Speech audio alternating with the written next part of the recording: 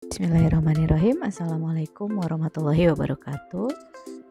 Kembali lagi, kali ini saya akan mencoba menjelaskan lagi salah satu bakat yang ada dalam 34 tema bakat di Talents Mapping. Kali ini saya akan mencoba menjelaskan berdasarkan dengan pemahaman saya mengenai bakat ideation. Nah, pemilik bakat ideation ini identik dengan seorang pribadi yang antusias dengan ide. Mereka mampu menemukan hubungan antara hal-hal yang tampak tidak terkait. Nah, pemilik bakat ideation ini juga identik dengan kreativitas. Jadi pemilik bakat ideation yang kuat itu mereka adalah orang-orang yang kreatif, sangat mengapresiasi originalitas. Mereka itu secara alami mudah memunculkan ide-ide atau gagasan baru atau konsep-konsep baru.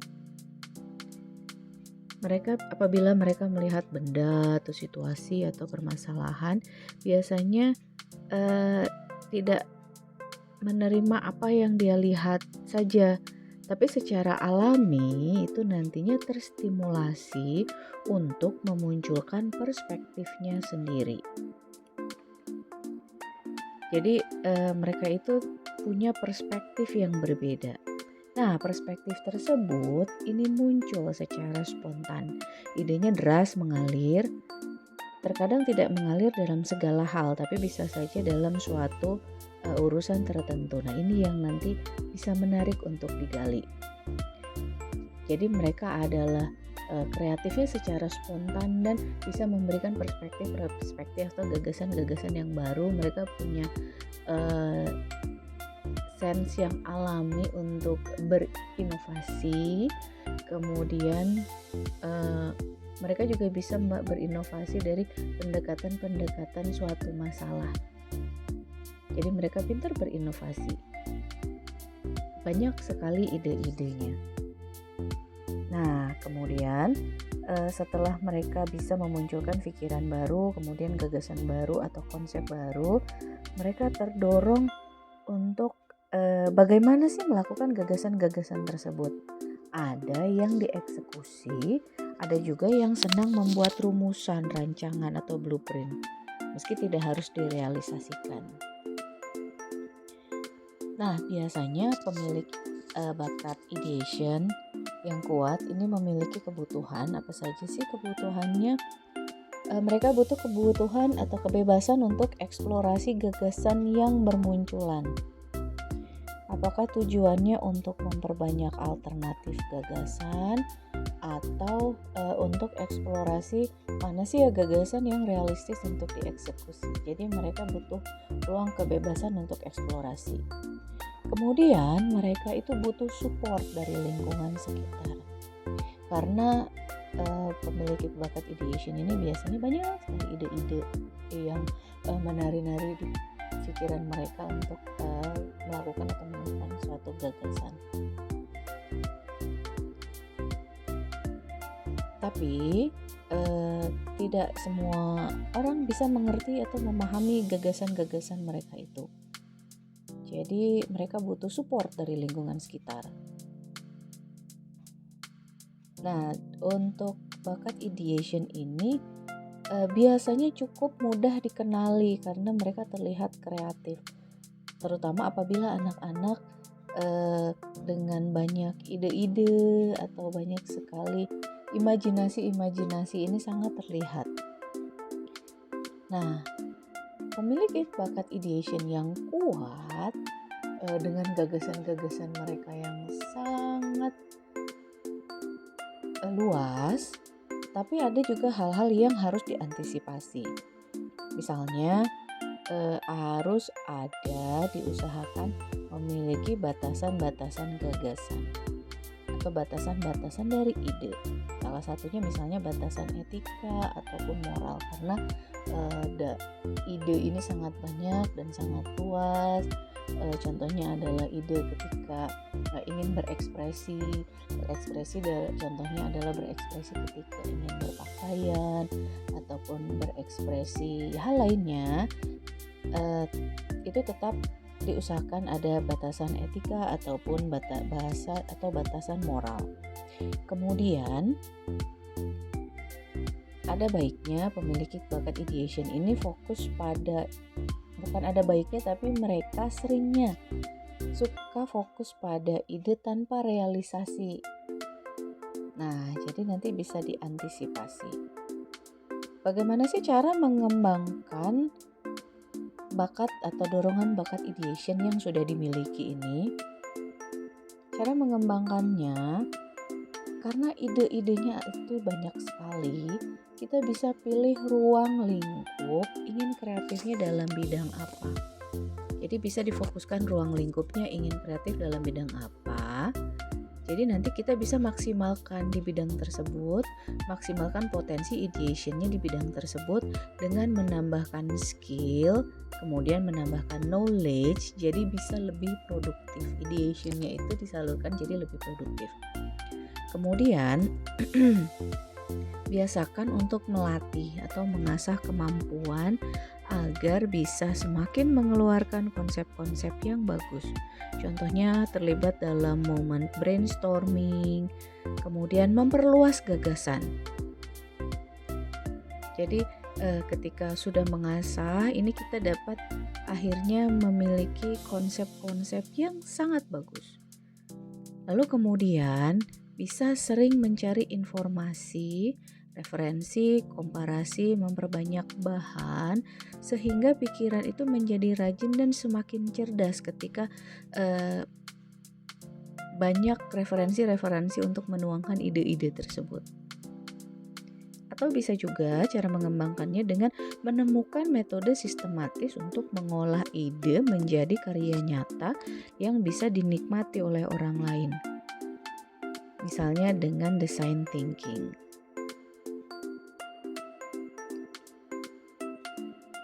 Nah, kira-kira pekerjaan apa saja sih yang bisa dilakukan atau yang bisa didukung oleh bakat-bakat ideation ini?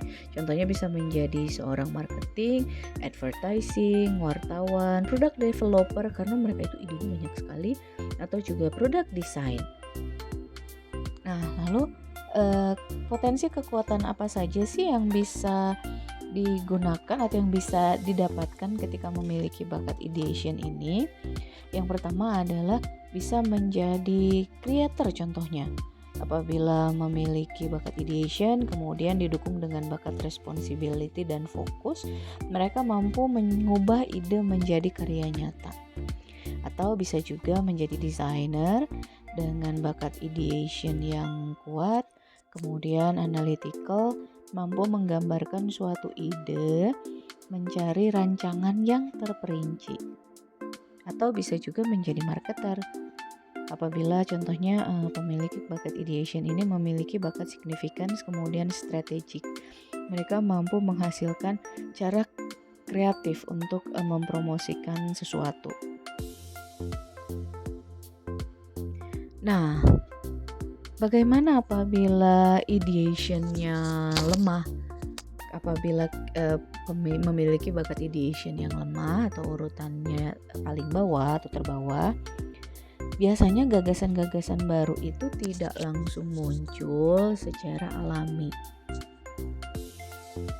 Tapi ide baru itu tidak harus diciptakan sendiri. Kita bisa saja mencoba untuk mencari referensi meskipun tidak membawa ide, tapi kita bisa mencoba mencari gagasan-gagasan orang lain untuk mencari solusi dari masalah. Begitu. Lalu dalam thinking talent yang sudah dijelaskan kemarin, ada antara bakat strategik, futuristik, kemudian ideation. Apa sih persamaannya? Nah, persamaannya ini karena mereka adalah dari thinking talent, rata-rata pemilik bakat tersebut ini punya kesenangan untuk berpikir, menganalisa, dan mengevaluasi. Mereka ini punya imajinasi, kemudian gambaran yang ada di kepala mereka itu terlihat jelas, tergambar dengan jelas dan detail. Lalu apa perbedaannya? Perbedaannya contohnya ketika mereka memiliki tujuan atau mengambil keputusan. Nah, pemilik bakat strategik ini lebih fokus kepada caranya. Kalau pemilik bakat strategik ini mampu mencari jalan bagaimana mencapai tujuan tersebut atau bagaimana mengambil keputusan. Mereka mampu mencari jalannya atau caranya. Kalau ideation, mereka lebih ke mengumpulkan atau mencari gagasannya terlebih dahulu. Contohnya ketika mereka memiliki tujuan itu, mereka cari ide-ide dulu sih bagaimana untuk mencapai tujuan tersebut. Ide apa yang harus dilakukan untuk mencapai tujuan tersebut atau mendapatkan atau menghasilkan sebuah keputusan. Nah, untuk pemilik bakat futuristik, mereka itu lebih fokus pada gambaran ke depannya. Yang terlihat adalah masa depannya bagaimana ketika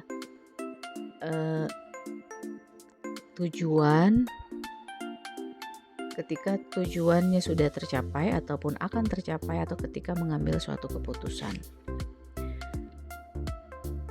Nah, saya mencoba mendeskripsikan terlebih dahulu orang yang memiliki bakat ideation, strategic, dan futuristik. Menurut saya ini menarik ketika mereka memiliki 3 bakat ini. Ini contohnya ketika mengambil suatu keputusan ini mereka itu ide-idenya banyak sekali.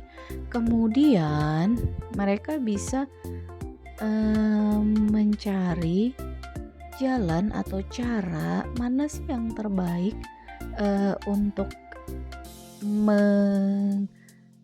memunculkan tapi mereka akan bisa mencari jalan atau cara bagaimana contohnya merealisasikan ide-ide tersebut. Mereka punya alternatif cara yang menurut mereka baik atau menurut mereka adalah yang terbaik. Dan dengan bakat futuristiknya nanti bagi mereka itu akan terlihat cukup jelas hasilnya seperti apa sih kira-kira begitu. Lalu bagaimana memiliki bakat ideation dan strategik namun lemah pada bakat futuristik? Jadi mereka mereka itu ide-idenya kuat, gagasan-gagasannya banyak. Mereka bisa bukan memutuskan tapi mencari jalan bagaimana mengeksekusi ide-ide tersebut. Tapi mereka itu kurang bisa melihat ke depannya seperti apa. Bisa mencari cara untuk mengeksekusi ide, tapi tidak bisa melihat hasilnya seperti apa sih kira-kira ke depannya. Begitu. Kemudian apabila ideation dan futuristik memiliki bakat ideation dan futuristik namun lemah pada bakat strategik. Ini biasanya meskipun mereka punya ide-idenya itu